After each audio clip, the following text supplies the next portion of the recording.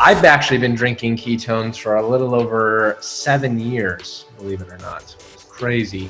I've been doing a ketogenic diet for a little over 10, and that's where kind of my journey started. So we published studies on anything you can imagine: nutrition, supplement, exercise. Tons of studies were published and really got interested in the ketogenic diet. Not so for myself, but I had a lot of family members, and I'm sure this story is very similar to many of you. Obesity runs prevalent in my family. And I was like, you know what? Like, what if there was a chance that we just weren't eating right? We weren't eating well.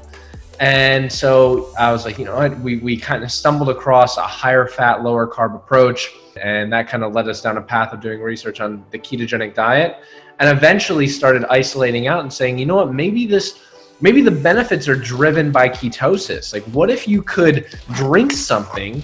What if you could literally take ketones, put it inside of a powdered form, and drink it? And for us, that kind of started down this huge rabbit hole of figuring out, all right, how do you do this? And that's kind of when we met Brian Underwood, and kind of the conversation just grew from there of figuring out, how do we take this to the masses? But think about this, like when someone drinks protein, or if someone takes creatine, there's one real benefit of that, right? Like there's a one benefit. And at first, the main benefit of ketones are that they are a different fuel source than carbohydrates or glucose, particularly for your brain. And now, why does that matter? Well, first off, after the age of 30, and this is in every single individual, after the age of 30, our brain's ability to utilize carbohydrates and glucose goes down significantly. Well, it's starting to happen to our brain. Our brain can't utilize glucose and carbohydrates as well. And so we have a totally other source of fuel. But before Pruvit, the only way that was really able to be accomplished was by extreme fasting or a ketogenic diet. Ketones act on certain neurotransmitters in the brain that actually blunt hunger. Ketones help keep us really full, which is great. But the main that can literally apply to you and every single person in your life that you know are a different, better source of fuel for the brain.